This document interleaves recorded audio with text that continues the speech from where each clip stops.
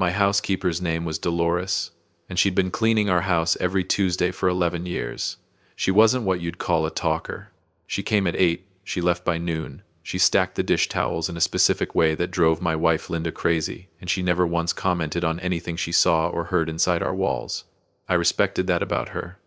Some people carry other people's business around like it's theirs. Dolores didn't.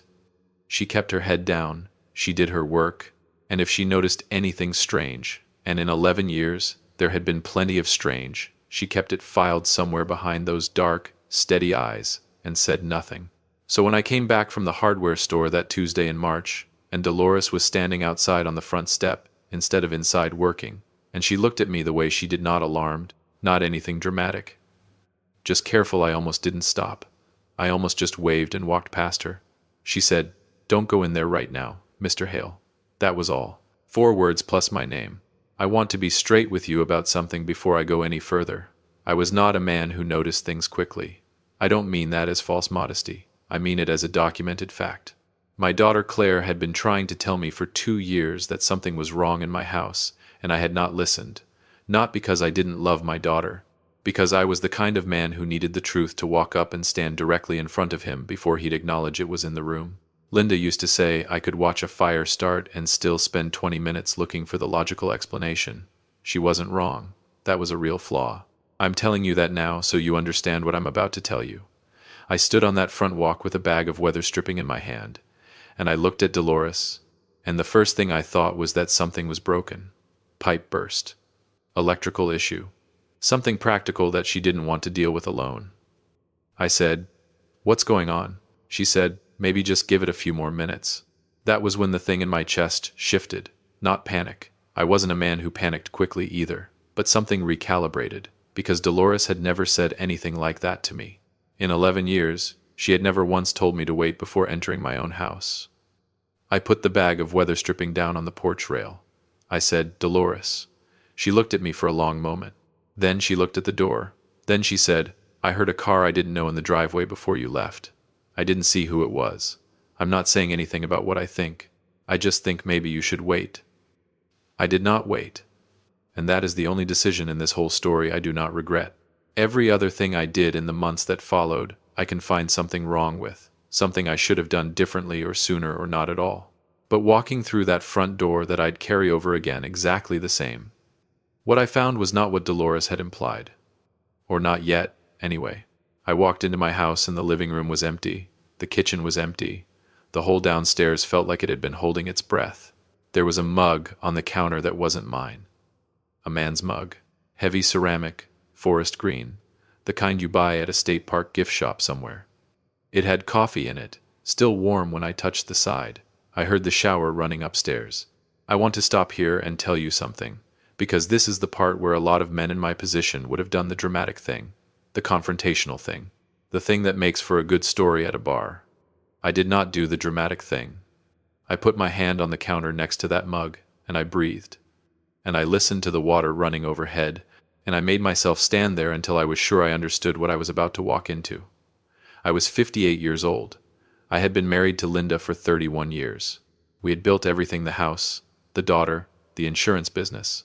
I ran out of the second bedroom for 15 of those years before we finally had enough to lease a real office. I had missed Claire's 8th grade play because I was closing a commercial policy that kept us in health insurance for 3 more months. Linda had missed it too, but I was the one who called the client. I've carried that. I want you to know I've carried that. What I'm saying is, I had invested in this marriage the way a man invests in the only thing he's ever built himself. Not always wisely, not always with what was actually needed, but everything I had. So I stood at that counter, and I thought, I need to be sure before I move. I heard the water shut off. The man who came down our stairs 8 minutes later was someone I recognized. His name was Garrett Foss. He was 44 years old. He worked at a financial planning firm downtown, and Linda had introduced him to me at a Chamber of Commerce dinner approximately 2 years prior. And I had shaken his hand and thought he seemed fine, the way you think most people seem fine when you're not paying attention. He was wearing a towel, my towel, the dark blue one with the fraying edge that I had been meaning to replace for a year. He stopped when he saw me.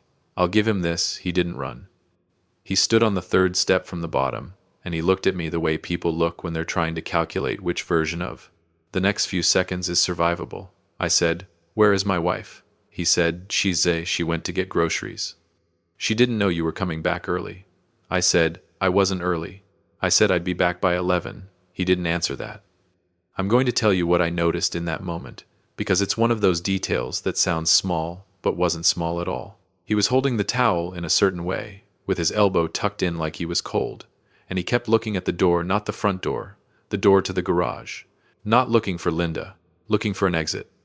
The man who was in my house, in my towel, at 10:43 in the morning on a Tuesday, was not thinking about my wife. He was thinking about himself. That told me something about the two of them that I filed away and didn't say out loud. I told him to get dressed and get out. He did. He didn't say another word, didn't apologize, didn't try to explain. He picked up his clothes from the floor of our bedroom. I could see the pile from the hallway, put them on, and walked past me to the garage door without making eye contact. The forest green mug was still on the counter when his car left. I sat down at the kitchen table. Dolores knocked on the door frame 10 minutes later. She was holding her cleaning caddy in both hands. She asked me if I wanted her to come back another day. I told her no. I told her to go ahead and do what she always did. So she did. She moved through the house the way she always moved, quiet and systematic. And I sat at that table and looked at that mug, and for the first time in a long time I thought about the shape of the last 2 years. Because here is the truth I had been refusing. It had not been 2 years of nothing. It had been 2 years of things I had labeled something else. Linda, taking calls in the car with the door closed, which I told myself was work. Linda, losing interest in a trip to Nashville we'd planned since the previous fall, which I told myself was her being tired. Linda starting to ask, around 18 months ago, whether I had thought about what retirement would look like, whether I had thought about where we'd live, whether I had thought, and this one I replayed many times that morning, whether I had thought about what I still wanted out of my life. I had answered those questions the way I answered most things. Practically. I had said we had time to figure it out. I had said the business was at a good point. I had said, let's not borrow worry from the future. What I had not done was ask her what she was really asking. I want to own that. I'm not saying it explains what she did. I'm saying it's mine, and I'm keeping it. Linda came home at noon. She had 2 bags of groceries. She saw my truck in the driveway, and she stopped just inside the kitchen door, and the groceries made a sound against the cabinets when she set them down. I was still at the table. The mug was still on the counter. She looked at the mug, then she looked at me. She said, "How long have you been home?" I said, "Long enough." She sat down across from me. She was 55 years old, and she looked like a person who had been carrying a secret too long and was in some strange way relieved to put it down. I recognized that look. I had seen it on other people's faces in my life, but I had never seen it on hers. I hadn't known she was capable of it. I said, "How long?" She said, 19 months. 19 months. That number sat in the kitchen between us like a third person. I did the math without meaning to. This had started 4 months after she asked me the first time about what I wanted out of my life. I don't know what that means exactly. I've thought about it a lot. I still don't have a clean answer. I asked her if she loved him. She was quiet for long enough that I knew she was deciding how to answer. Then she said, "I don't know if that's the right question." I said, "It's the only question I have right now." She said, "I think I lost track of myself. I think you and I stopped seeing each other a long time ago, and I made a very bad choice about what to do with that." She wasn't crying. That surprised me. I wasn't crying either. We sat across from that table where we'd eaten probably 8,000 meals, and we spoke to each other with the strange, measured courtesy of people who are trying not to break the glass. I told her I needed her to go stay somewhere else for a few days. She nodded. She went upstairs. I heard her moving around for about an hour. When she came down, she had a rolling bag and a look on her face that I won't try to name because I'm not sure I have the right word for it. It wasn't guilt, exactly. It wasn't sorrow, exactly. It was more like a person standing at the end of something they'd built and seeing for the first time what it actually cost. She left. I sat in the kitchen. Dolores had finished and gone without saying anything, which was the most generous thing anyone did for me that entire day. That night I called my daughter. Claire was 32 at the time, living in Columbus, working as a physical therapist. She had her mother's precision and her father's stubbornness, and neither of those things made her easy to argue with. She had also been trying to tell me something for 2 years, as I mentioned. She hadn't told me what was happening specifically. because she didn't know specifically. But she had told me, in December of the previous year, sitting in that same kitchen, that she thought I should pay closer attention to things at home. She said it carefully, and I had answered carefully, and then we'd moved on to talking about something else. I had not paid closer attention. When I called her that Tuesday night, she answered on the second ring. I told her what had happened. She was quiet for a moment. Then she said, "Dad." She didn't say anything after that for a few seconds, just my name. Then she said, "How are you doing?" I said, "I'm going to need a lawyer." She said she'd come up on Friday. I said I'd be fine until Friday. She didn't entirely believe me, but she also knew I wasn't going to say otherwise. So she said she'd bring food, and I said that sounded fine. I sat in that house alone that Tuesday night and that Wednesday and Thursday, and I thought about 19 months. I thought about Garrett Foss and his forest green mug and the way he'd looked at the garage door. I thought about what Linda had said. I lost track of myself, and I thought about what I hadn't said back to her, which was that I might have lost track of her too, and maybe that wasn't entirely an accident. Here is what I did not yet know on those 3 nights. I didn't know that the question of my marriage had a second layer underneath the first one. I didn't know that 19 months was not the whole number. I didn't know that Garrett Foss was connected to the shape of my life in a way that had nothing to do with my wife. And I didn't know that Dolores, quiet Dolores, who kept everything filed behind those steady eyes, knew something that she hadn't told me yet. She was going to tell me in about 2 weeks. Word count, 2041. Weight. The target for part 1 is approximately 3,900 words. I need to continue part 1 to reach the proper length. Let me complete it. In the weeks after Linda left, I did what I always did when something large and unwieldy landed in my life. I worked. I went to the office by 7:30 every morning. I handled policies. I handled clients. I handled the quarterly review that I'd been putting off since February. My business partner Ray noticed something was different, but Ray had the good sense not to ask directly. He'd leave coffee on my desk in the mornings, and that was his way of checking in, and my way of saying I was all right was to drink it. We had been doing that particular language for 16 years.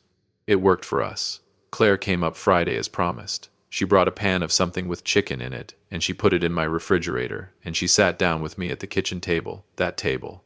There was getting a lot of use those days, and she looked at me the same careful way Dolores had looked at me on the front step. She said, "Did Mom say anything about what she's planning to do?" I said, "Not yet." She said, "I think she might ask for the house." I looked at her. I said, "How would you know that?" And Claire got a look on her face that I recognized.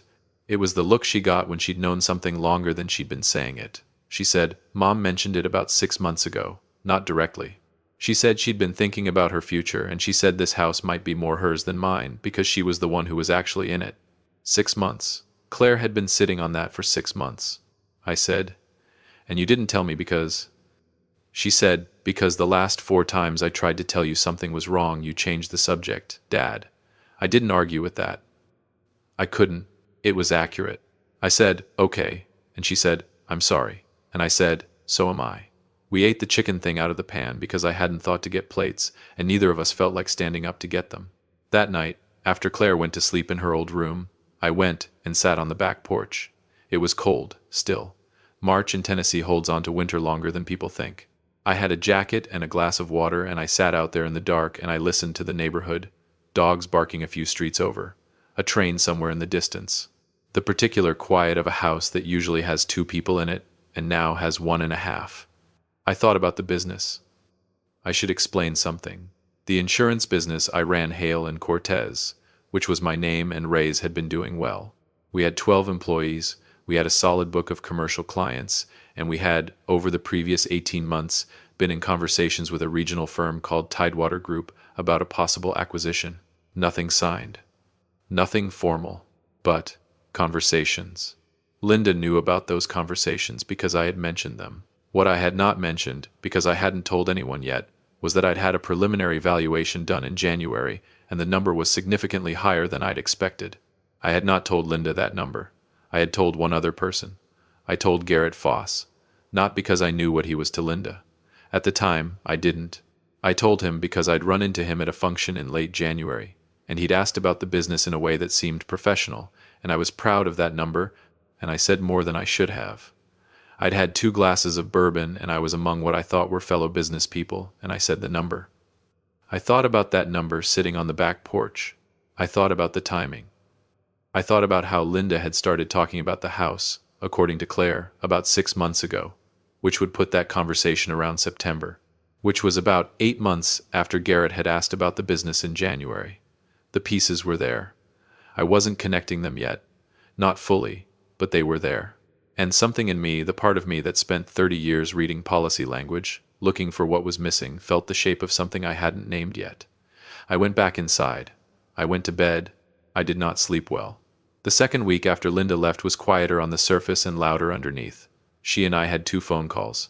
They were civil in the way that documents are civil, structured, careful, nothing that couldn't be read back later. She was staying with her sister Renee in Brentwood. She had a lawyer. I had a lawyer named Carol Hutchins, who had been recommended to me by a man at my gym who'd gone through a difficult divorce 4 years prior and come out the other side with his retirement intact, which was the primary endorsement I needed. Carol was direct, and she did not waste my time, and she used words like exposure and valuation in ways that made me understand the conversation I needed to have with her about Tidewater. I had that conversation on a Thursday. Carol got quiet in a specific way when I told her about the January meeting with Garrett. She wrote something on her legal pad. She asked me how much detail I'd given him about the structure of the business. I told her. She wrote more. Then she looked up and she said, "Mr. Hale, I want to ask you something, and I want you to think carefully before you answer it." She said, "Is it possible that the acquisition conversations and your wife's relationship with this man are not entirely separate?" I said, "Say that again." She said it again, differently. She said, "Have you considered that someone in a financial planning role might have an interest in a business acquisition beyond the personal relationship?" I sat with that for a long time. I said, "I think I need to look at some things." She said that was a reasonable position. She said to look carefully at the timeline of when things shifted. She said not to do anything about it yet. I went home. I pulled out every piece of paper related to Tidewater that I had in the filing cabinet in my home office. The letters of intent, the meeting notes, the email chains I'd printed out because I liked having things on paper. I spread them out on the kitchen table, which was becoming the official table of my collapsing life, and I read through all of it with the specific attention of a man who had just been given a different lens. And I found something. I found that in February, 3 weeks after the January dinner, Tidewater had received an inquiry from a different firm. A competing firm, one I'd never heard of, called Blue Ridge Capital Partners. They'd reached out to Tidewater asking about our book of business, asking about our commercial clients, asking specifically about the industrial account that made up a significant percentage of our annual revenue. Tidewater's contact had mentioned this to me in passing, in a March email, the way you mentioned something that didn't go anywhere. He'd said a competitor had sniffed around, but they had no interest in sharing our information, and the inquiry hadn't produced anything. I had flagged it at the time as mildly interesting, and then promptly forgot about it. I pulled up Blue Ridge Capital Partners on my laptop. They didn't have much of a web presence, small firm, but they had a listed principal. His name was not Garrett Foss, but the registered agent for the company was a name I recognized from the Chamber of Commerce, a man named Tom Whalen, who I knew had done some work with Garrett's firm. That was a thin thread. It was the thinnest possible thread, and I knew better than to pull on it in the dark. But I wrote down the name. The following Tuesday, Dolores came back to clean. I'd told her to keep coming. I didn't know exactly why. Maybe because she was the only person who had tried to protect me, even if she'd been too careful to say what she knew. Maybe because I needed the house cleaned and she did it well. Maybe because I wanted to talk to her and didn't know how to ask. She'd been working for about 40 minutes when she came to the kitchen doorway with her caddy and looked at me at the table with all my papers. She said, "You're still here." I said, "I live here." She said, "You know what I mean." I said, "Yes." She set the caddy down. She looked at the papers. She said, "Can I ask you something?" I said she could. She said, "Do you remember about 8 months ago, there was a man who came to the house on a day I was here and you weren't?"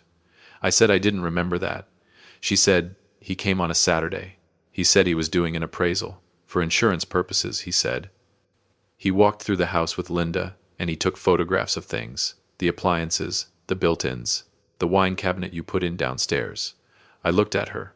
I said, "I never ordered an appraisal." She said, "I thought that was strange. I didn't say anything because it was a Saturday, and you weren't here, and Linda said it was fine and it seemed like maybe a thing you'd arranged and forgotten to mention." She looked at the table. She said, He was interested in the cabinet your grandfather built. He asked about it specifically. Asked how old it was, whether you had documentation. My grandfather's cabinet was a built-in china cabinet in the dining room. Solid walnut, hand-fitted, probably the most valuable individual piece of anything in the house from a sentimental standpoint. From a market standpoint, if you knew what you were looking at, it wasn't nothing either. I said, Dolores, did this man leave a card? She reached into her apron pocket. She had the card. She had been carrying it for 8 months. She put it on the table in front of me. The card said Blue Ridge Capital Partners. I sat there looking at that card for a long time.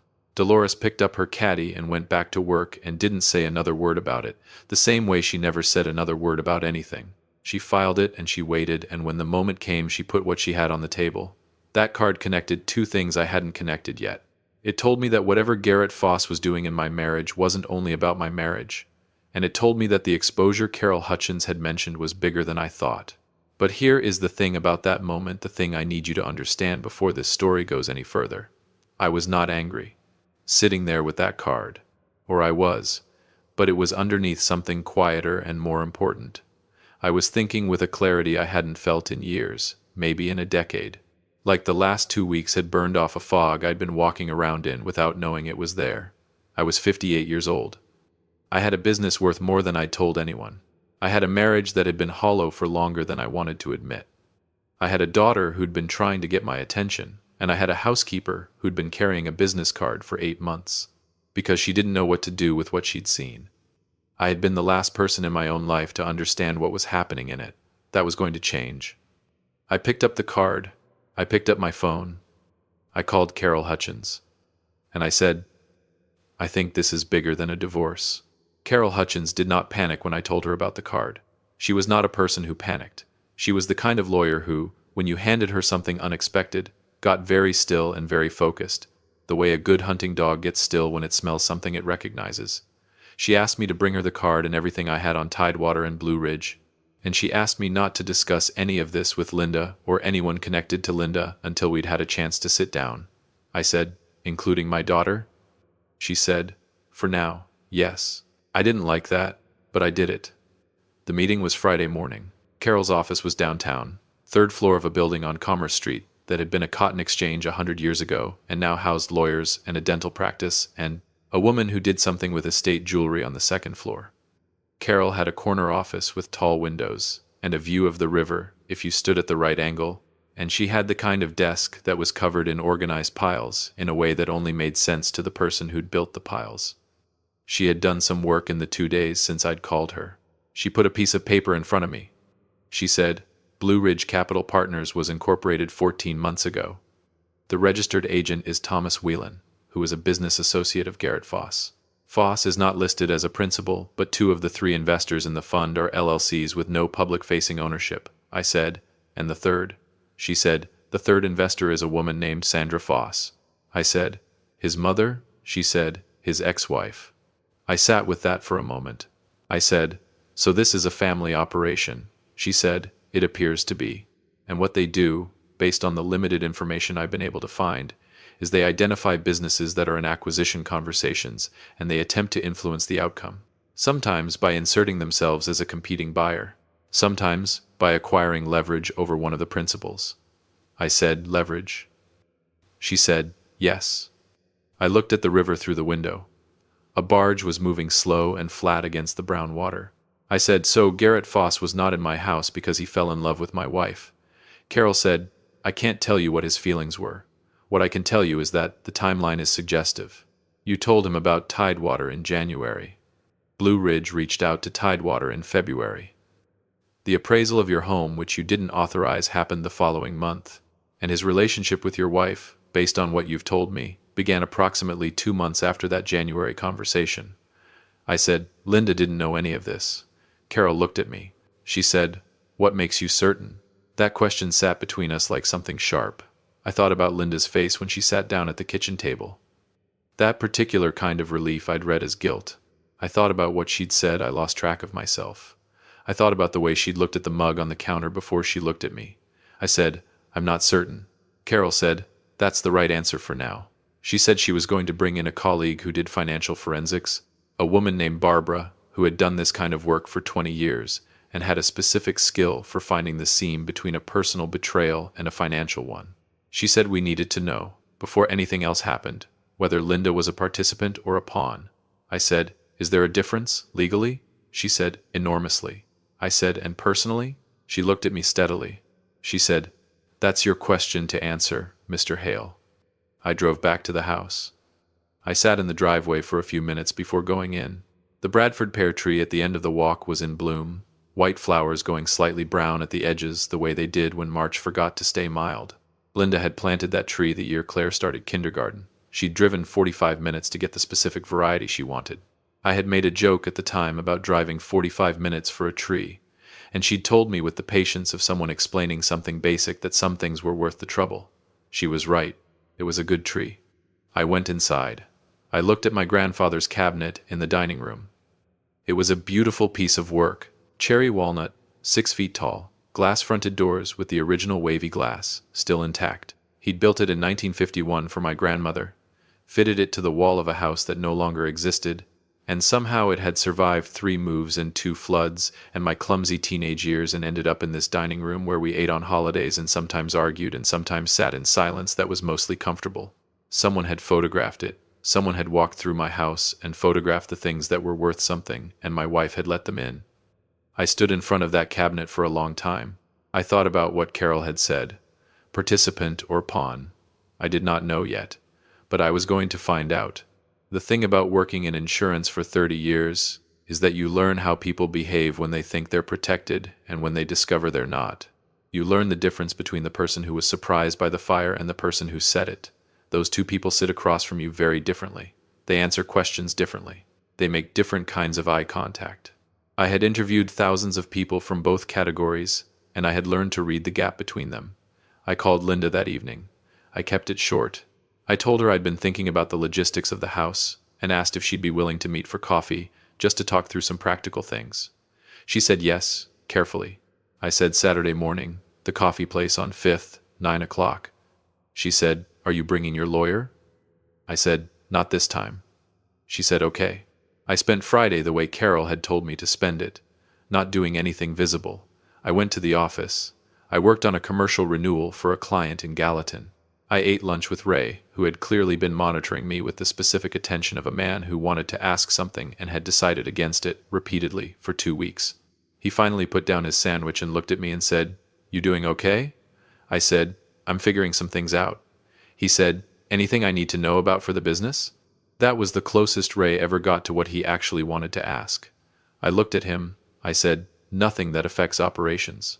But I may need to talk to you about the Tidewater conversations in the next few weeks."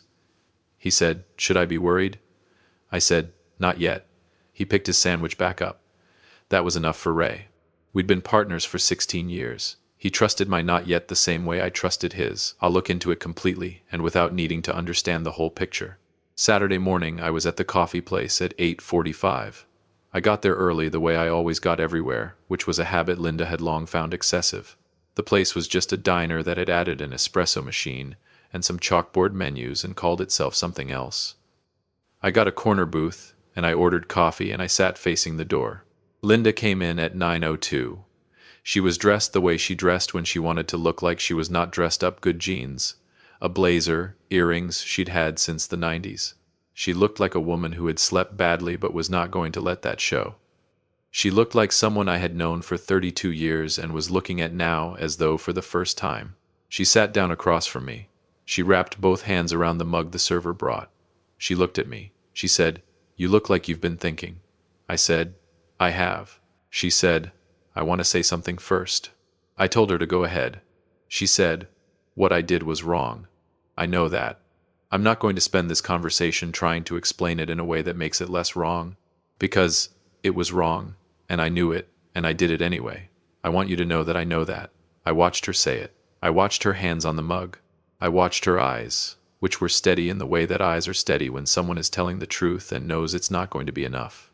I said, "I know you know that, Linda." She looked at me. She was not expecting that particular tone. I said, "I want to ask you about the appraisal." Something happened in her face. Not guilt, not quite. More like a gear shifting. She said, "What appraisal?" I said, The man who came to the house on a Saturday 8 months ago and photographed the dining room cabinet and the appliances and the built-ins. The man from Blue Ridge Capital Partners. She put her mug down. She said, "That was Garrett said it was standard. He said because of his financial planning work he sometimes recommended a residential appraisal for clients who might be." She stopped. I said, "For clients who might be in the process of restructuring their assets." She said, "Yes." I said, "And you didn't think to mention that to me." She said, I thought it was a thing you'd done. I thought maybe you'd asked him." I said, "I didn't ask him. I didn't know he existed, in any capacity, at that point." She was quiet. She was processing something. I could see it moving through her, the way weather moves across a field, the front of it arriving, then the full weight of it. She said, "He told me you two had spoken about the business. He said you'd mentioned possibly wanting a full valuation, and that he was helping with that." I said, "I spoke to him once. At the January dinner. I said more than I should have. He used that conversation to run an unauthorized appraisal of our home and to approach Tidewater with a competing inquiry. I did not ask him to do any of those things." She sat very still. I said, "Linda, I need to ask you this, and I need you to think about it before you answer. Did you know what he was doing with the information he got from me and from the house?" She looked at me for a long time. Her hands were flat on the table. She said, "No, I swear to you. I didn't know anything about Tidewater. I didn't know anything about Blue Ridge. I knew his name because he gave me his card at a function, and then he found me on LinkedIn," and then she stopped. She said, "I knew he was in finance. I didn't know it had anything to do with you. The way she said you, not your business, not the money, but you. There was something in it that was not acting. I had interviewed enough people to know when a person was surprised by a truth about themselves. I believed her. I'm going to tell you I believed her right then, in that booth, because I did. Whether that was wisdom, or 29-year-old habit, or something else, I can't say. But I looked at the woman across from me, and I thought, she did not know. What she'd done was bad enough without that. What she'd done had ended our marriage. But she had not done it as part of a scheme to take apart my business. She had done it because she was lonely and someone had paid attention, and she had stopped asking herself the right questions about why. I said, "I need you to do something for me." She said, "Anything." I said, "I need you to tell me everything you know about Garrett Foss. Not what he told you about himself. What you observed. Where he went, who he talked to, what he talked about when he didn't know you were listening. Everything." She said, "What is this for?" I said, "My lawyer is going to call your lawyer on Monday. I want you to be ahead of what she's going to ask." She said, "Are you in trouble?" I said, "Not if I move carefully." She said, "Do you trust me to help you?" That was the question with the most air around it. I sat with it for a moment. Outside, a delivery truck was pulling too close to the curb on 5th, and the driver was not going to have a good time of it in about 30 seconds. I said, "I trust you to do the right thing when you understand what the right thing is." She nodded once. That was the compact. Not forgiveness. Not reconciliation.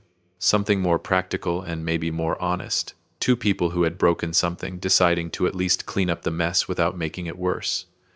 Over the next 40 minutes, Linda told me things.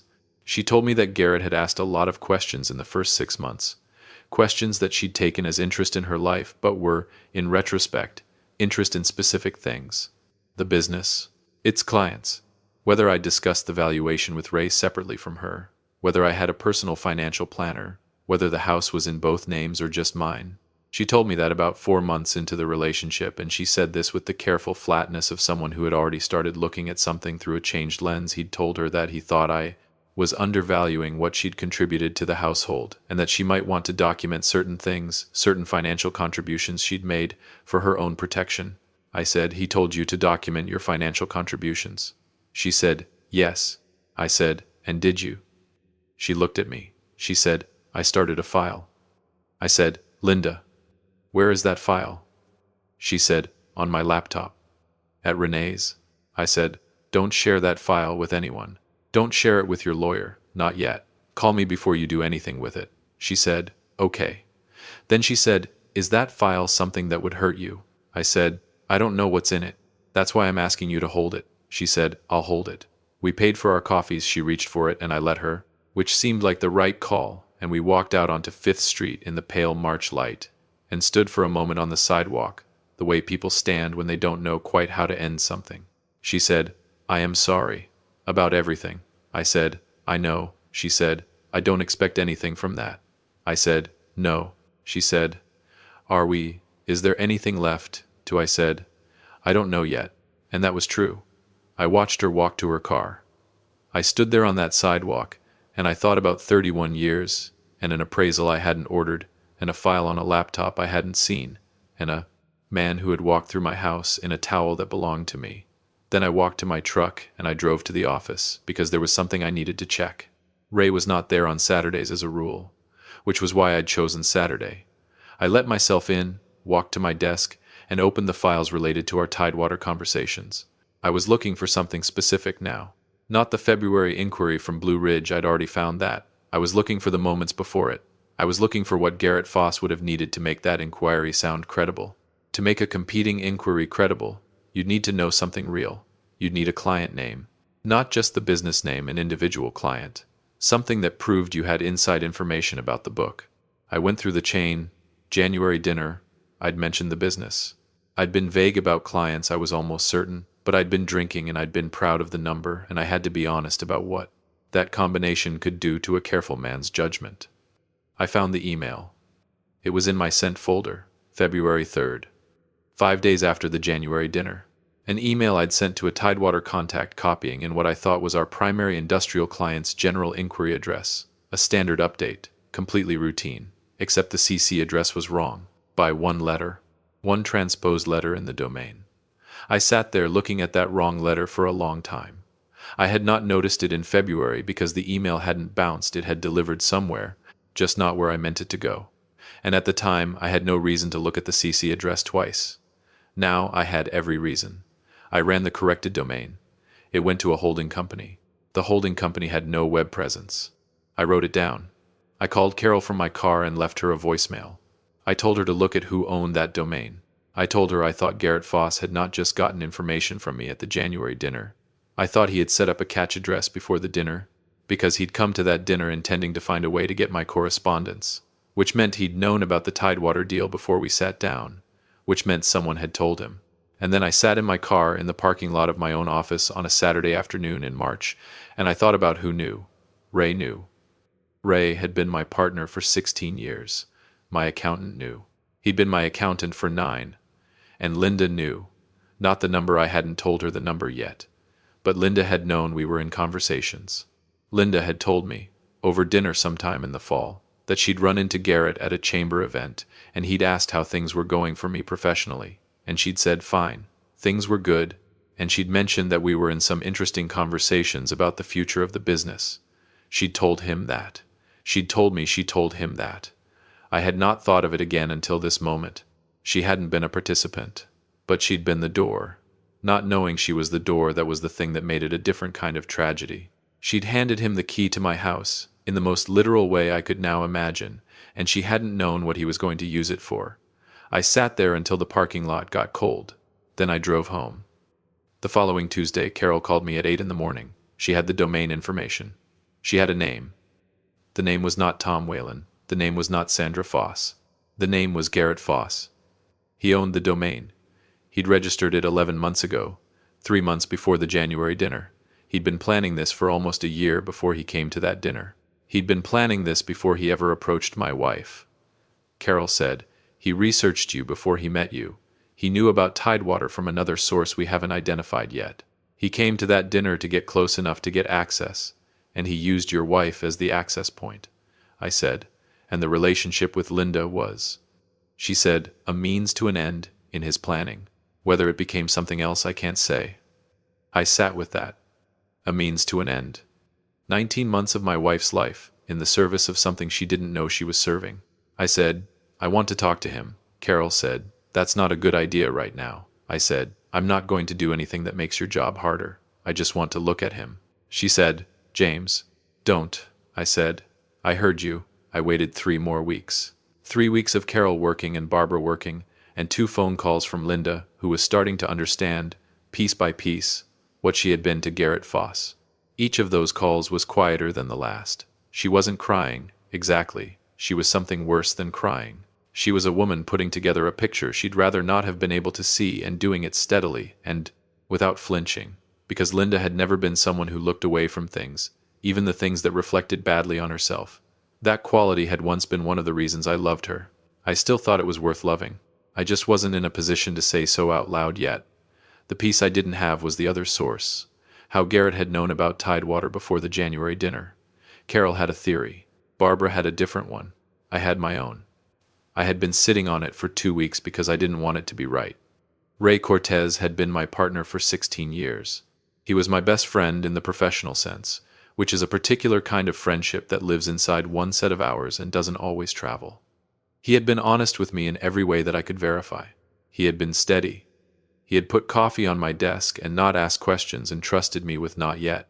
But Ray had also, I remembered now, been at the Chamber of Commerce function where I'd first been introduced to Garrett Foss. Linda had introduced them. I hadn't thought anything of it, and Ray had been at another event 3 months before that, an industry dinner in Nashville, where he had sat at a table with Tom Whelan. I had not been at that dinner. I'd had a conflict. I sat on that for 2 more weeks.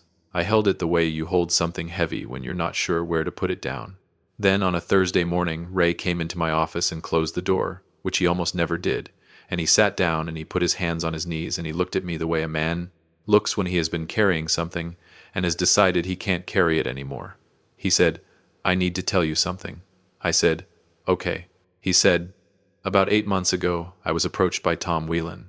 He said he represented a fund that was interested in our business, but in a different way than Tidewater, not an acquisition, a partnership. He said they had a buyer for our industrial account specifically, and that if we separated that account from the rest of the business before the Tidewater deal, it would be significantly more profitable for both of us." I said, "And you told him no?" Ray looked at the floor. He said, "I told him I'd think about it." The room was quiet. Outside, I could hear one of our staff on a phone call. The ordinary sounds of a business running. I said, "Ray." He said, "I know." I said, "Did you give him anything?" He said, "I told him our Tidewater contact's name. I thought it was. I told myself it was public knowledge. It wasn't confidential, but I gave him the name and I gave him the framing of what the deal looked like. And then a month later I told him I wasn't interested and I cut off contact and I told myself it hadn't gone anywhere. I said, 'It went somewhere, Ray.' He said, 'I know. I've known for about 3 weeks. I figured it out, the same way you did, I think.' I said, 'Did you know about Garrett Foss and Linda?' He said, 'No.' I swear I didn't know about that. I looked at my partner of 16 years. I looked at the man who put coffee on my desk without asking questions. I thought about what he'd done, which was not the worst thing anyone had done to me in the last 2 months, but was its own particular kind of wound, the kind that comes from someone you trusted with the thing you built. I said, 'I need some time to think about what happens next.' He said, 'I know. Whatever you decide,' Ali stopped. He said, 'I'm sorry, James. I made a mistake, and I thought it didn't matter, and it mattered.' I said, 'Yeah.' He left. I sat in my office for a long time. Then I made a decision. I was not going to wait for Garrett Foss to make another move. I was not going to let lawyers and forensic accountants and careful strategies be the thing that ended this. I was going to look this man in the eye. I was going to tell him what I knew, and I was going to give him exactly one chance to do the right thing.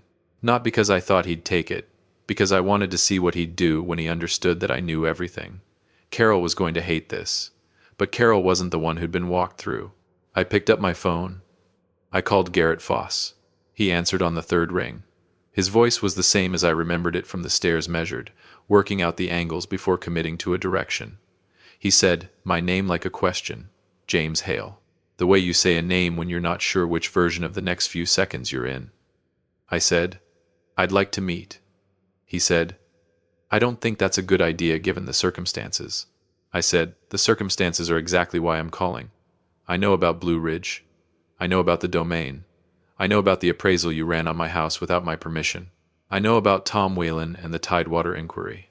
I know about the catch address you set up before the January dinner. And I know you started planning this 11 months before you walked into that dinner, which means you were planning it before you ever spoke to my wife. I want to give you a chance to sit down with me before I give everything I have to my lawyer and let her do what she's going to do with it. There was a silence. Not the silence of someone caught off guard, the silence of someone recalculating. He said, You've been busy. I said, I've had time. He said, What do you think sitting down accomplishes? I said, I think it tells me something about what kind of man you are. Whether you're the kind who deals with things directly or the kind who lets other people clean up his messes. Another silence. Then he said, tomorrow. Noon. There's a restaurant on 8th called Carver's. I'll be at the bar. I said, I'll be there. I called Carol after I hung up. She said, James, no. I said, it's already done. She said, you cannot meet with him without counsel present. You cannot, I said, Carol. I'm not going to negotiate with him. I'm not going to make any agreements. I'm going to look him in the face and say what I know and watch what he does. That's all. She said, that's not all.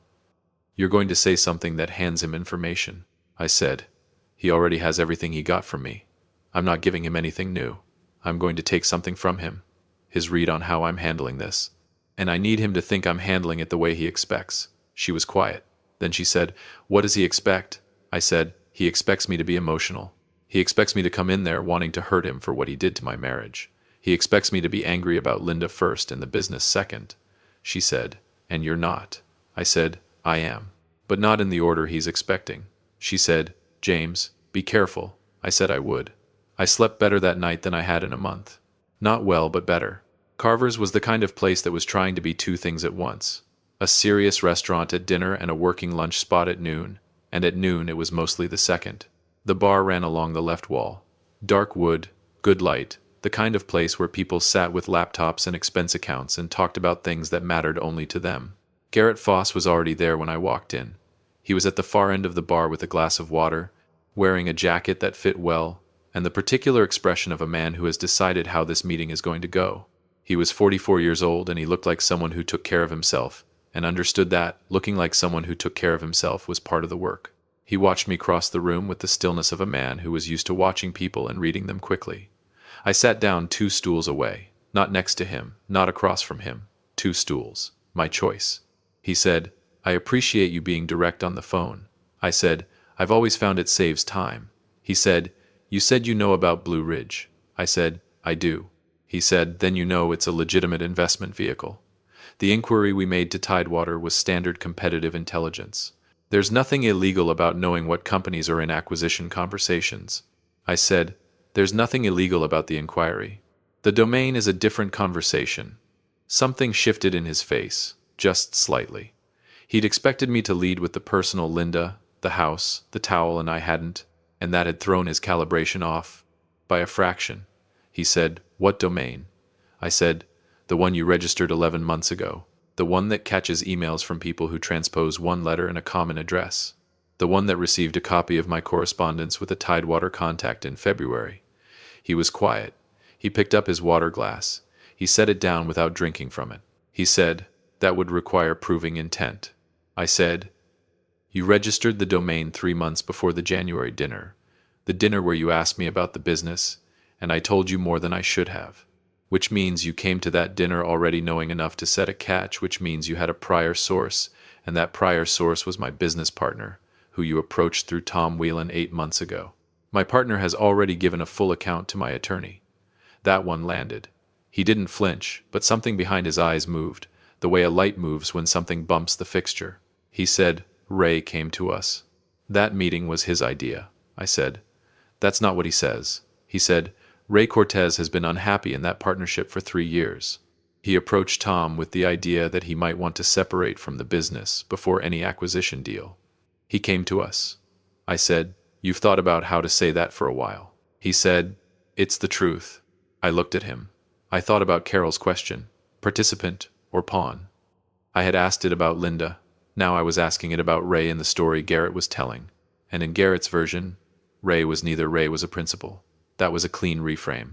Shift the origin. Put the first move on the other side. I said, it's possible Ray had his own reasons. What he did and what you did are separate problems. I'm talking about you right now. He looked at me for a moment.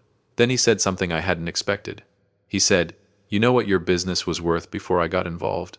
I don't mean the Tidewater number. I mean what it would have sold for if you'd taken the first offer they made in October, which they didn't tell you about because they were managing you. 18% less. I know because I saw the internal memo. I said, how? He said, I have sources at Tidewater. I have them because that's my business. And when I found out about your book, I saw something they didn't see. which is that your industrial account was being underweighted in their valuation.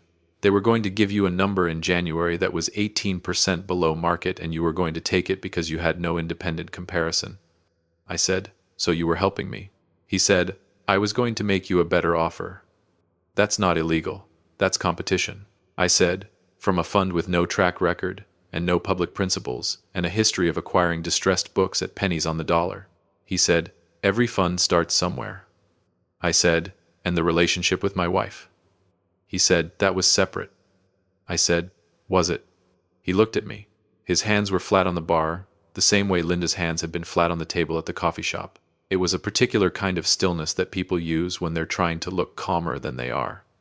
He said, whatever happened between me and Linda had nothing to do with the business. Those are two separate things that happened to overlap, I said. You registered a catch domain 3 months before you started approaching my wife. He said, the business came first. The rest of it was, he stopped. He said, it became something else. I'm not going to tell you it didn't. There it was. The thing underneath the thing. He was telling me it had started as business and had become something more, which was possibly true and possibly the most useful version of true he could offer me, a version that made him look like a human being who got tangled up in his own plan rather than a man who used my wife as an instrument from the first day. I studied his face. He met my eyes without looking away, which was what a person did when they were telling a partial truth and knew it. I said, here's what I want you to understand. I'm not here because I'm angry about Linda.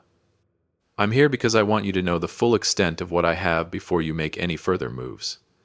You have Tom Whalen. You may have something from Ray. What you don't have is anything that gives you leverage on the Tidewater deal, because my attorney notified Tidewater's counsel 10 days ago, and Tidewater has since discovered that the Blue Ridge inquiry in February used information that was obtained through the catch domain, which their counsel considers actionable. They are not walking away from our deal. They are, if anything, more motivated to close it on terms that document they had nothing to do with your approach. He was very still.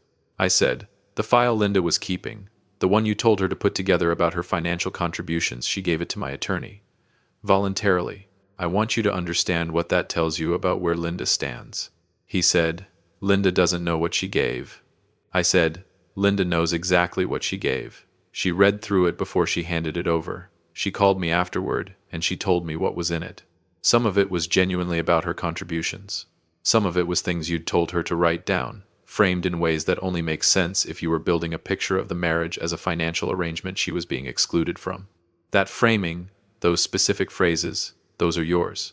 And they don't match anything Linda would have come up with on her own, because Linda was never interested in the business the way those phrases suggest. Something moved across his face that was not quite what I'd been looking for. It wasn't guilt, exactly. It was more like a man looking at a structure he'd built and seeing, for the first time, where the weight had been distributed wrong. He said, I wasn't trying to hurt her. I said, I know. He said, that's not, you're not supposed to say that. I said, I know, but it's true, and it doesn't help you. Because what you did to her by not telling her the truth is the kind of damage that doesn't go away when you explain the intention. She spent 19 months thinking she'd found something real, and she was actually inside a plan she didn't know she was inside. That's not something you get to take back by saying you didn't mean it to go that way. He looked at me. He said, what do you want? I said, I want you to understand that the plan is over. I want you to understand that Tidewater knows, my attorney knows, and I know. I want you to understand that if you make any further attempt to interfere with the acquisition through Whalen, through any related entity, through any approach to my clients or my partner, I will hand everything to the Attorney General's office and let them sort out whether the domain constitutes wire fraud. I'm not interested in being the reason you go to jail.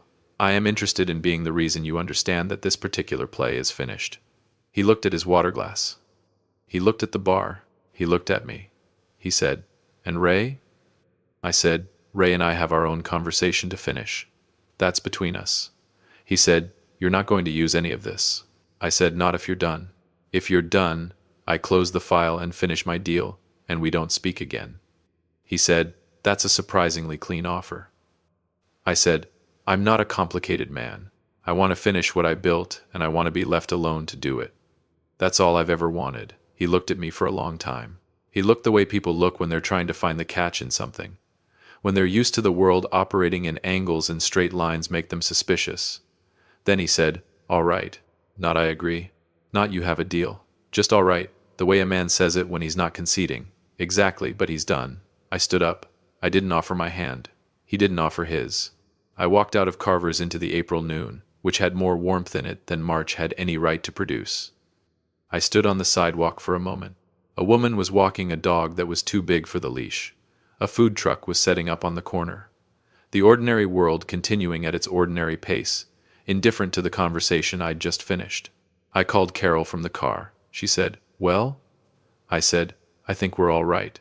She said, "Did he say anything we can use?" I said, "He confirmed the Tidewater suppression of the October offer. He confirmed the domain was his. He didn't do it in a way that's usable in court, but he didn't deny it either, which means he knows he can't." She said, "What did he say about Linda?" I said, "He said it became something else. I believe him that it did. That doesn't change what he did. But I believe him." Carol said, "James, that changes the divorce proceedings somewhat." I said, "I know.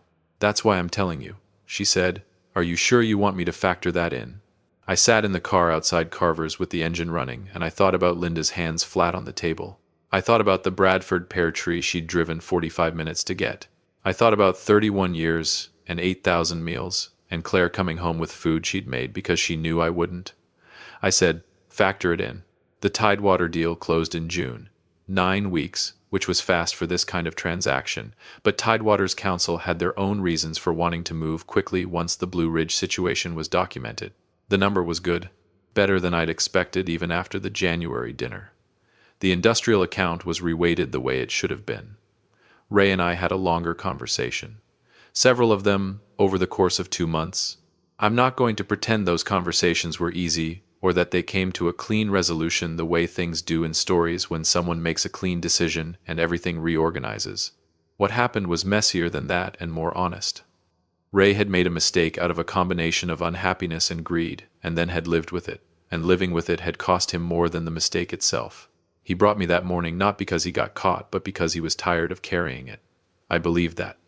Whether it was enough depended on the day you asked me.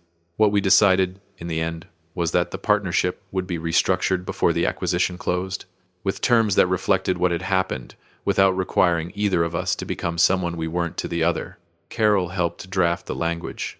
It was not a warm document, but it was a fair one. There are people who would say I should have done more to Ray. There are people who would say I should have done less. I don't spend a lot of time with either group. Garrett Foss did not contact me again. Blue Ridge Capital Partners dissolved 6 months after our meeting at Carver's. Tom Whelan moved to a firm in Atlanta. Sandra Foss, the ex-wife, the third investor, I never found out what happened to her, which is fine. She was a name in a filing, not a person I'd looked in the eye. I thought about Garrett sometimes. I thought about what he'd said it became something else, and what it meant that a man who built a plan around using someone's life could end up caught in the part he hadn't planned. There was something in that I found worth thinking about. Not as a comfort, just as a fact about how things go when you treat people like instruments. Eventually, the instrument turns out to be a person, and the plan doesn't account for it. Linda and I finalized the divorce in September. I kept the house. She didn't fight me on it, which I think surprised her lawyer, and possibly surprised her. She took other things that were hers by any fair measure, and we divided the rest with a minimum of damage, given the circumstances. Claire was present for most of the practical conversations, which she'd insisted on, and which turned out to be the right call. She had her mother's precision and her father's stubbornness, and both of those things were useful in a room full of lawyers. A month after the papers were signed, Linda called me. It was a Sunday evening. I was on the back porch with a glass of something warmer than water for once. She said, "I ran into Dolores at the grocery store." I said, "Yeah?" She said, "She told me she was glad things worked out." I said, "Dolores doesn't usually say things like that." Linda said, "No. She said it like she meant it, though. She asked about you." I said, "What did you tell her?" Linda said, "I told her you were fine." She said she knew. We were quiet for a moment. The kind of quiet that two people can sit in when they've said everything that needed saying, and what's left isn't silence exactly, but something else. Space, room. She said, "I want you to know that I understand now. What I did. Not just the obvious part. The part where I stopped asking you the hard questions because I'd already decided what you'd say. That was mine to own." I said, "I could have answered differently. If you'd asked me straight." She said, I know. I said, I don't know if it would have mattered.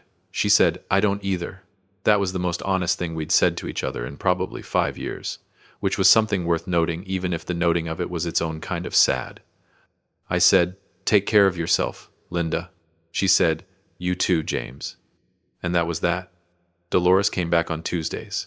She stacked the dish towels in the way that only made sense to her, and I had stopped caring about how the dish towels were stacked, so it worked out. She never said another word about the card, about that March morning, about any of it. She moved through the house the way she always had, quiet, systematic, carrying her own observations behind those steady eyes. Once, about 3 months after the divorce, I was in the kitchen when she came through and I said, Dolores, I want to thank you. She said, for what? I said, you know what? She looked at me for a moment. She said, I just thought you should know. I said, yeah. You did the right thing. She nodded, once, and went back to work. I stood there in my kitchen now, just mine, and I thought about what it meant that the person who'd tried hardest to tell me the truth was the person whose job it was to clean up after me, and who had no obligation to say anything at all. I thought about all the people in the middle of that story who'd had their reasons and their angles and their plans, and about the one person who just stood on a front step and said, don't go in there right now. I've thought a lot about what kind of man I was before March of that year. The kind who needed the fire to walk up and introduce itself. The kind who filed things away as something else. The kind who answered the questions he was comfortable answering and moved on before the harder ones could catch him. I'm not certain I'm entirely different now. Habits that old don't dissolve in a season, but I'm better at staying in the room when things get difficult. I'm better at asking what someone actually means instead of what I can most easily respond to. My daughter Claire came up for Thanksgiving that year. First time it had been just the two of us. She brought food again, a whole spread, enough for 6 people, because Claire has always cooked the way she prepares for things, which is assuming more is needed than anyone will admit. We ate at the kitchen table that had seen more of my life in one spring than in the 30 years before it. She said, how are you actually doing? I said, I'm actually doing all right. She looked at me with her mother's eyes and her own judgment, and she said, I believe you. That was enough. Outside, the Bradford pear tree had gone bare for winter, the way it did every year, all those white spring flowers long gone, and the branches standing clean and empty against the November sky. It would come back in March. It always did. Linda had been right about that tree. Some things were worth the 45 minutes. I was starting to understand that there were more of those things than I'd been accounting for. I was 58 years old, and I was at the beginning of something I didn't have a name for yet, which was fine. Not everything needed a name to be worth walking into. I poured my daughter more wine. She told me about a patient who'd learned to walk again after 2 years of trying. I listened, the whole time.